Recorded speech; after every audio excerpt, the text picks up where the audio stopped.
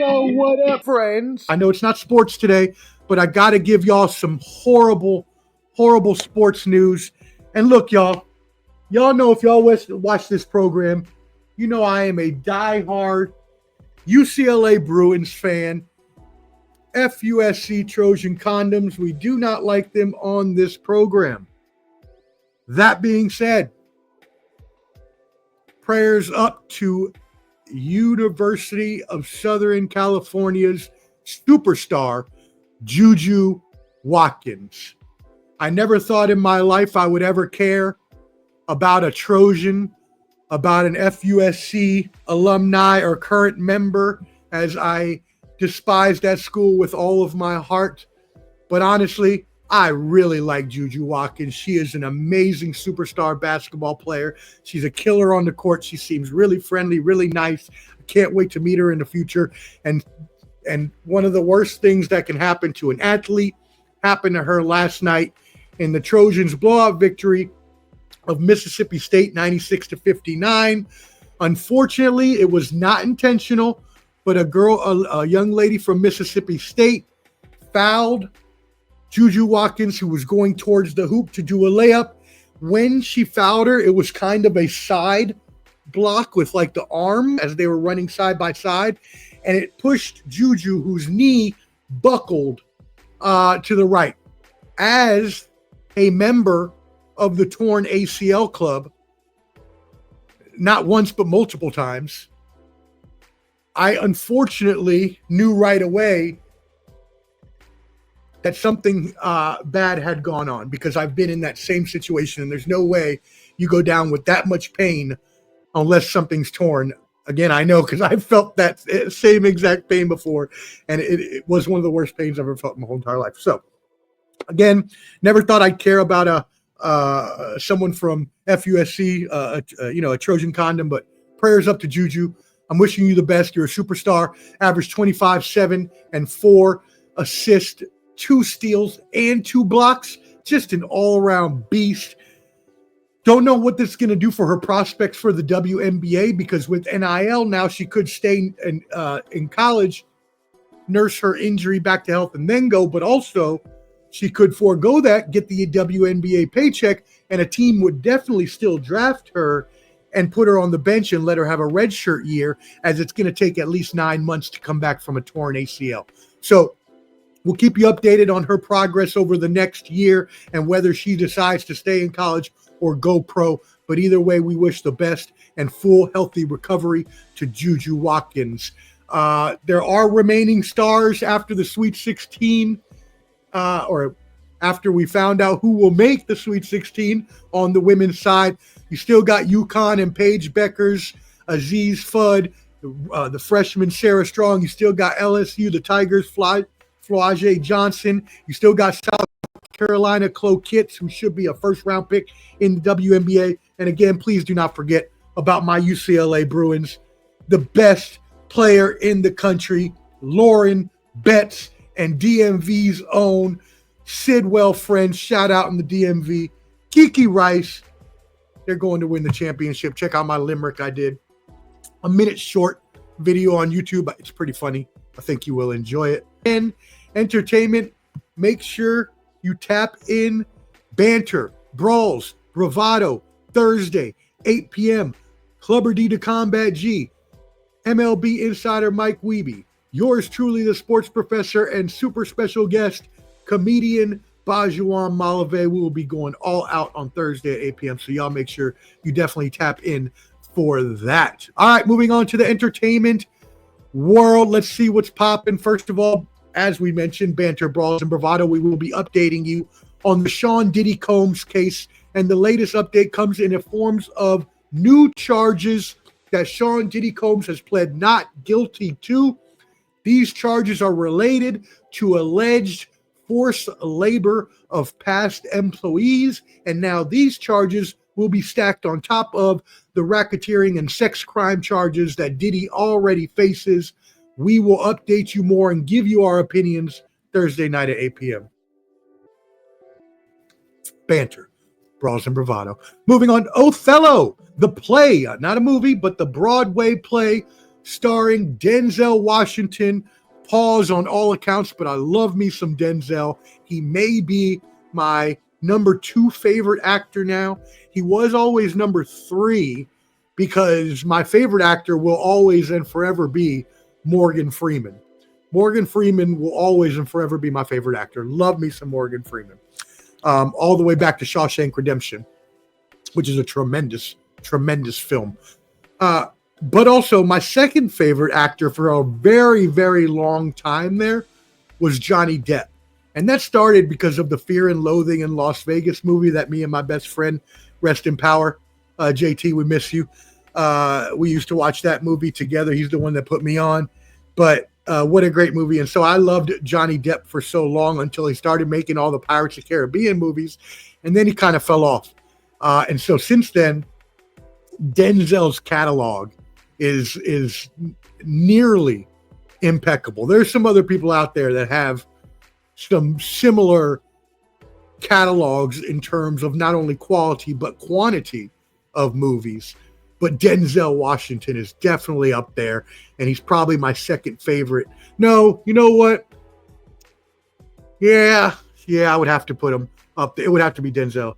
I was thinking Tom Hanks because Tom Hanks was always my number 4, but he just doesn't do many movies anymore. So I can't really say that. Anyways, Denzel Washington, Jake Gyllenhaal are starring in the Othello play. Get this, y'all. Seats are going for an average of $921 according to the New York Times. So if you want to go see Denzel and Jake Gyllenhaal for one night in an Othello play in New York, you better get that next paycheck out for some of you dusty bunnies that don't make enough money. Y'all know who you are. You might not even be able to afford the next play we're going to talk about. Bums. Get like me, be lucky, or be dusty, as we say. Shout out Clubber D. But the other play I want to tell you about, Good Night and Good Luck, featuring George Clooney. I'm just going to take these off because I don't really need them anymore because I know the sound is working. And that's just bothering me. So anyways, Good Night and Good Luck featuring George Clooney. Average price of $303.75. Or if you want to see Glenn Ross, starring Bill Burr, Kieran Culkin, and Bob Odenkirk from Better Call Saul, then you're gonna fish out for one show, $207. Wowzers. Lots of money for a play. I will tell you, I'm not much of a play person. I have been to 3 plays in my life. 2 of them have been with my wonderful producer. Love her very much. We went to a couple plays in the DMV there. I can't even remember what they were. I'm sure she may remember. The one play I do distinctly remember it going to was in college. So at the University of Maryland, one of my absolute favorite classes that I took. And I didn't think I was going to like this class. And honestly, I wouldn't even have taken the class except that I signed up for some of my electives too late because I was waiting on marketing electives and business electives that I wanted to take. But by the time I had got registered at the university, I wasn't able to get the electives that I wanted in time. So I had to shift. Ended up, I had 2 choices my freshman year at University of Maryland. I could either take 2 choices are tremendous. Drama was one of my choices, and dance was my other choice. Now, I'm a pretty good dancer. Takes a lot to get me to dance. It's going to take a few drinks because I don't know. I just don't really like dancing in front of people or dancing really at all, unless I have a little bit of power boost behind me, so to call it. But you get a couple in me, I might start dancing a little bit. And I think I'm a pretty good dancer. I ain't got 2 left feet or nothing now. I know many people watching this stream can attest that I'm no Ricky Ricardo. I'm no Usher. No Casanova. I am a Casanova. Ain't no Usher, but I can dance a little bit. I can groove. Me and shout out Boy Wonder the Incredible. We used to go out in college and dance with all the ladies at the club every night, and it was a great time. Not every night, but most nights. Uh, Anyways, moving on. So I had drama or dance were my two choices. And well, hey, shout out my brother T Roy turning in. What's up, brother? Thank you, my friend. You got to see it. Once we get in somewhere not a sports bar related, you'll definitely see it. But also make sure, hey, tap in with us for Thursday. We're going to be there, me and Clubber D. But anyways, thank you for tuning in, everybody. Make sure you like that. Hit that like button if you're watching and if you like this story. So the reason I even thought about going to dance is obviously, why do you think? I mean, look, I have no problem with any choices that any people make in your life. You all choose what you want to do. You love who you want to love. I support your choices no matter what that choice is, as long as it's legal. Now, if you're doing something with animals or anything else, you probably don't want to go down those alleys. But I'm a heterosexual male. Why would I choose dance? Because the majority of the people in there were going to be females of the female persuasion. So I was like, I could just go do dance and just talk to all the girls all day. But I decided against it.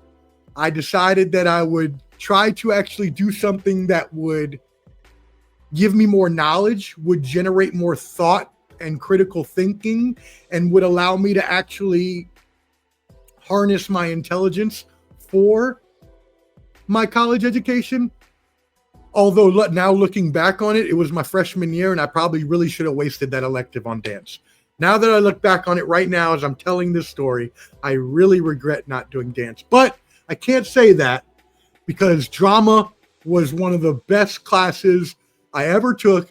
I wish I remember my professor's name.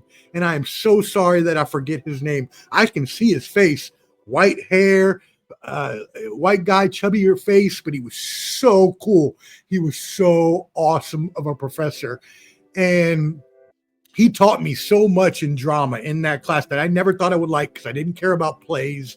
I read more books that I like. I wasn't reading like plays and scripts and things like that. And I didn't want to get up in front of the class and try to perform or do anything like that, all of which you had to do in this class, as well as go attend plays in person and then write about them. So, oh, that's right. No, we had to do 2 plays, not 1. 2. No. Yeah, it was 2. Okay. So the other good reason I like drama was because I met my roommate in that class. So when I moved to college, I moved there and I moved into an apartment in, shout out to the ghettos of Hyattsville, Maryland. But I lived in the ghettos of Hyattsville, Maryland, and it was a year, let me tell you that. Not only just because of where I lived, but also not that I'm not used to living anywhere like those places anyways. It's not like that's the first time. But there's some crazy things happened every day there. But also because my ex, who I had moved there with, we ended up having a falling out. We won't even talk about the Wolverine couch situation, which is a whole nother damn story. But anyways, I needed a roommate at that point in time after my freshman year. And luckily I met, shout out my boy, Rob Akbarian, my brother. I miss you. I love you. I haven't talked to him in a few months. Actually, I talked to him in December for Christmas. But anyways, hope you're doing well. Me and him met in drama. That first day we ended up like, I don't remember if it was he saw me or I saw him, but it was like what seat open. I think I might have saw him. I was like, hey, he looks cool. So I just sat down like next to him and we just started chopping it up. We instantly became friends, decided that we were going to get a house together next year, got a house, got some roommates. Shout out to all my other roommates. I'm not going to put their governments out here, but 3 other cool roommates that, I really have a deep affection for. But anyways, so to finish this story, now that I've been talking about this forever, I ended up taking drama, and that was one of the only plays that I've been to, is because Rob and I went to the plays that we had to go to, And right, because it was like, all right, well, we know each other. We're going to be roommates. We might as well do this together. So Rob, let me tell you this hilarious story. So Rob and I, right? Rob is a Middle Eastern guy. He's probably, well, he's not probably. He's a, but I'm Hispanic, right? So two brown guys. We're both in college. We're both pretty broke college kids at this point in time, working minimum wage jobs. He worked at the mechanic shop. I worked at Hard Times Cafe, slopping out spaghetti and chili and shit. Anyways, so we're two broke college kids. We tried to put on some slacks and a shirt or something, like we knew what we was doing. Walked up in there. Look, I love all of my Caucasian brethren, all right? But let's just be honest.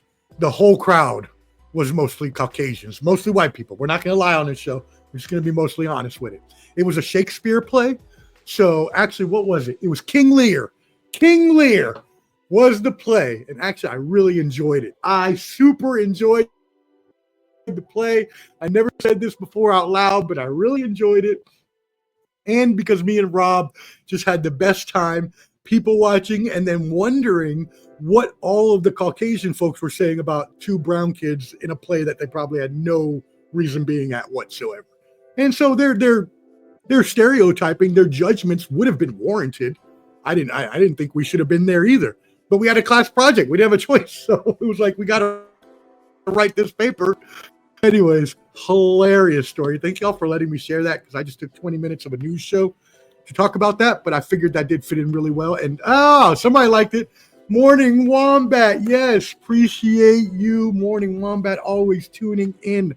Loyal viewer of Ball and Buds. Salute, my friend. Thank you. I really appreciate that. I'm trying to do my best, man. I'm trying to live to those standards you keep me to. So hold me to it, brother. And give me some comments in here once I start getting into the news headlines. One more thing. Actually, you might have something on this. One more thing. Disney released Snow White, and the new live action Snow White brought in $43 million the opening weekend, which is pretty low for Disney standards. Why? What kind of controversies did we have along the way? Well, the main controversy, and no one can act like this was not an issue, because when the movie trailer was released and they found out Rachel Zegler would be the one playing Snow White, and she is Colombian, part Colombian, there was an uproar. Oh no. How can a minority play Snow White? Snow White needs to be a white person. Snow White needs to be a white girl. Just like they all complained about Little Mermaid becoming black, right? And these are the same. Look, I'm not going to cast any aspersions on this show. What I will say is, if that you have so much of a problem with the movie because of the ethnic or racial makeup of the character who is playing one of the characters, you have a bigger problem than you realize. And you need to check yourself instead of checking what they're doing. Now, I get it. It goes along with the whole conservative agenda of woke and the DEI and all that. I get it. I understand where the conservative side is on it. I understand where the liberal side is on it. But the fact is, it shouldn't matter. It's a movie. Who the hell cares? Movies are made to have characters that are anything from people to animals, from blue to freaking green. So who the hell cares if she's a little brown and she's playing Snow White? Irregardless, and yes, irregardless is a word, and if anybody out there wants to battle me on that, I have a long conversation for you, and it will include Webster's Dictionary and Oxford. So what other controversies? Well, also co-star Gal Gadot, who played the evil queen, have publicly been on opposite sides of the Israel-Hamas war on the Gaza Strip. So also, you look at the Seven Dwarves. It wasn't them being live action, more CGI-ish. Plus, I mean, this has nothing to do with this. This is just my personal opinion. I don't like these live action movies. I don't care for them at all. I didn't like the Lion King one. Just keep them cartoons. They were fine as cartoons. Why did you have to go change them to live action? You think it makes them look better because they're people? Because it really doesn't. But anyways, that's just me. I think it was the Avatar, and I never liked Avatar, so sue me. But I didn't like that movie either. That movie sucked and was long. What a horrible movie. Anybody who likes Avatar, get out of here.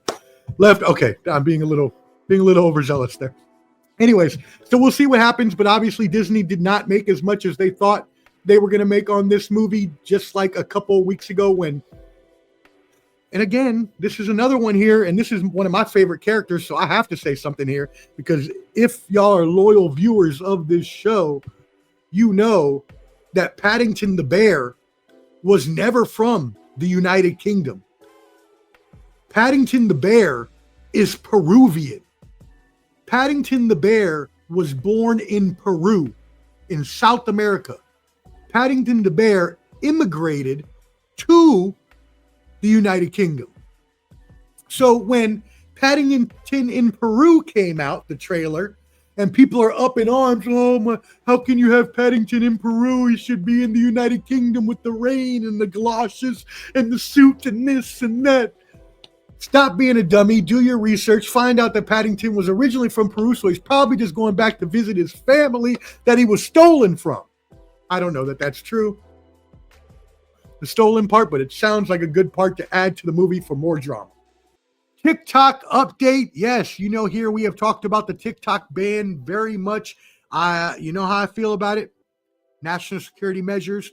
TikTok, if ByteDance, the Chinese parent company, is not going to divest, we cannot have it in the United States. It's a national security, not only just problem, issue, it's an emergency. Last week, I told you on this show about a Chinese microchip that was implanted into billion devices worldwide that had a Trojan horse, FUSC, Trojan horse in it that could allow the Chinese to compromise data all over the world. This could happen here, and national security concerns persist because people think that even with a U.S. company purchasing it, that China could still have a back door to get the data, and that there's no guarantee that they would actually be cut off from that. That is a concern. I do agree that is something that needs to be taken into consideration. So lawmakers will meet with Oracle this week. Oracle is the new company coming out in talks to buy TikTok. You will remember in the past, we talked about Kevin Leary from Shark Tank purchasing it. We talked about Elon Musk after he purchased X purchasing it. So now Oracle CEO Mark Elliston, who is a big Trump supporter, is actually being talked about possibly purchasing TikTok so that it does not become banned in the United States. These proposed terms also would say that the U.S. would have a 50% stake in the joint venture. So again, we will see what happens there. As always, we will keep you updated on this program, but April 5th was the original deadline for this TikTok ban to go into effect. So we will see if Oracle chooses to proceed or if one of those other companies we talked about chooses to come back before that April 5th deadline. In other acquisition news, PepsiCo has agreed to buy Poppi for $1.5 billion with a B dollars. If you're asking me, Omar, what the hell is Poppi? I've never drank it. Don't ask me. But apparently it is a prebiotic soda maker. I guess Pepsi feels really good about it. And there is a lot of movement towards the healthier alternatives of drinks, including healthier sodas, healthier alcohol, and other sorts of things that people are starting. We're starting to, at least in society, at least some people are trying to be a little more healthier, at least trying to have a little more healthy of a society. I can't say all of us, but some of us. And that comes from a person who likes to eats a lot of sweets, but I also go to the gym every day. So got to keep whatever. We'll just let that go. Prebiotic soda sales reached 820 million, comprising a little bit less than 2% of the $42.5 billion U.S. soft drink market. Other news, NBC has signed a $3 billion deal for the U.S. rights to broadcast the 2034-2036 Olympic Games. The aforementioned Tiger Woods we talked about a little bit earlier. Tiger Woods has a biopic film in the works to be produced by Barack and Michelle Obama. Pretty cool. Pretty awesome there. Spotify has paid out an all-time high of $10 billion in royalties to the music industry in 2024. That is more than $1 million to nearly 1,500 individual artists. So shout out if you were one of those 1,500 artists that made $1 million on Spotify in 2024. You're awesome. Other news, sequel to the 1984 cult comedy This Is Spinal Tap. Actually love that movie. You probably wouldn't picture me for that sort of movie fan, but I really did like it. Is set for a September 12th release. Y'all know I don't like sequels. Talked about it a lot on here. So I don't trust this one at all, and I'm probably not going to watch it unless I hear good things. This is Spinal Tap remake. In AI news, Google revealed that Gemma 3, however you want to pronounce that, is their OpenAI access AI model for developers that can interpret text, image, and short videos.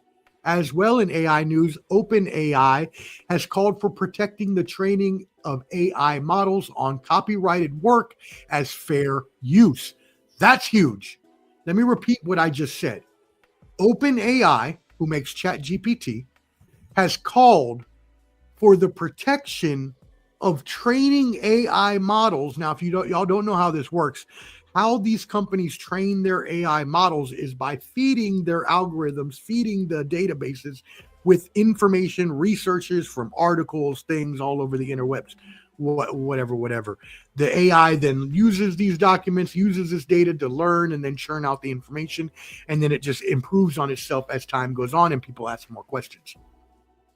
If OpenAI was able to get protected from copyright works as fair use, that would be crazy, because that means, it could be a really good thing, could be a really bad thing. So if you remember on this program a few months ago when I talked about the movie industry getting upset because AI was starting to become more prevalent and being used to make movies, and a lot of people didn't like that the creative artistry was being taken out of it, that's something that you could see here. If AI is able to use copyrighted works that people have copyrighted as their own proprietary work, that could be stepping over a huge boundary, a huge legal hurdle that would affect a lot of people that have created this sort of information. Now, the other side of the coin when you're looking at that is that if we really want our AI and our technology to improve as much as possible, we have to sort of allow this thing where it can have as much information available as possible. Very much a double-edged sword there. We'll see what happens. The White House, as you know, with our new crypto president, Donald Trump, is putting out an AI action plan due out in July. Other news, before we move on to our USA news, scientists developed genetic technology to prevent mosquitoes from transmitting the parasite that causes malaria. This is huge, y'all. They have developed the technology that could save thousands of lives annually, especially in countries that deal with mosquitoes and malaria, such as a lot of the African nations. This is great news in being able to improve the lives of those people in those countries, as well as the human population in general, because obviously those things travel, as I mentioned last week on this show. When you don't prevent things from happening in other countries, it's going to come to your country. So when we do things like remove USAID or remove these things from helping other countries, we're hurting ourselves in the long run. Other news, DNA analysis reveals that Stone Age Europeans successfully voyaged overseas to North Africa roughly 8,000 years ago, marking the first evidence of sea voyaging across the Mediterranean. Crazy. That is wild. So 8,000 years ago, Europeans traveled overseas to North Africa. Like 8,000 years ago, 6,000 BC, 6,000 before Christ. Wow. I mean, Noah's Ark had the big boat, but 8,000 years ago, they were able to build a boat that could travel across. That kind of blows my mind. I wouldn't think they would have had those skills 8,000 years ago to be able to make a boat like that. That can't be right. I'm going to have to research this some more and get back to y'all next week.